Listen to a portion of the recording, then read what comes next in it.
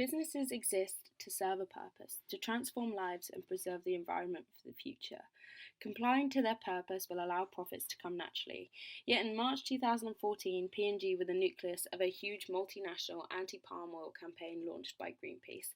On a mission to defend the natural world, it is obvious why Greenpeace would criticise the billion-dollar company. P&G potentially destroys 620,000 hectares of forest in a year. Greenpeace protesters dressed as tigers hung from the P&G headquarters in Ohio along with spoof banners of their Head & Shoulders shampoo. Shockingly, P&G's first response was to file a lawsuit. The 9 protesters faced a charge of felony. The company did not comment on the campaign and regularly denied any irresponsible deforestation. After over a month's worth of attack from Greenpeace and consumers worldwide, P&G finally agreed to ensure there was no deforestation in their palm oil supply, which would save thousands of hectares of Indonesian forest every year. For P&G to respond well to this unwanted attention, they needed to know their demographic. Most of their consumers would hate the blood of orangutans on their hands, so the negative attention the company were gaining from Greenpeace was bad news. By releasing consumer and shareholder reports directly, as opposed to through Greenpeace, P&G looked as if they were taking responsibility, effectively disconnecting themselves from the campaign.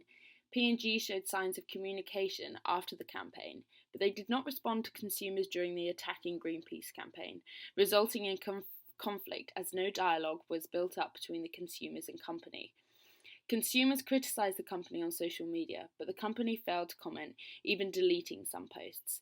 Other huge competitors to P&G, such as L'Oreal and Unilever, were committing to the new anti-deforestation policies, making consumers wonder why P&G couldn't make exactly the same promises. In order for P&G to work towards a positive reputation, their PR must emphasise the need for public approval. Working along with an energy group like Constellation towards using more renewable energy to preserve the planet builds goodwill by promoting the benefits of the company to their stakeholders. Green energy is fast becoming economically viable, so why wouldn't a company aim to use it? By making their stakeholders aware of their renewable energy efforts and attempts to reserve resources for the future, P&G have reclassified themselves as an environmentally aware company.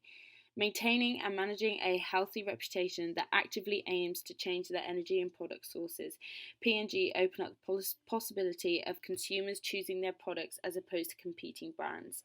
9 out of 10 consumers would choose a product manufactured by a company with a good reputation when looking at products of similar price and quality. As revealed through studies, it is clear that the public consider big businesses to carry the blame of climate change, indicating that any positive move towards saving the planet will be a beneficial one. As well as the consumers and shareholders, the PR department of P&G need to consider the reputation they hold with their own employees and the reputation they hold with the public as employers. P&G shares partnership with the National Association for Female Executives, holding the title as one of the top companies for executive women. By supporting the efforts to further female leaders in business, P&G present themselves as an equal rights company that aims to nurture the talents of their female employees. Feminism and equal rights is a very popular and current topic, being frequently mentioned by politicians in many countries.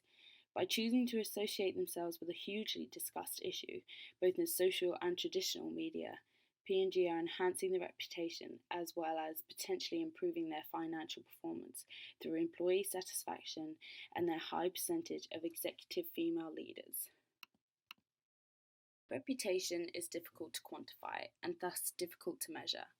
The P&G stocks increased, on average, by 13.5% from the beginning of the campaign to the end of 2014.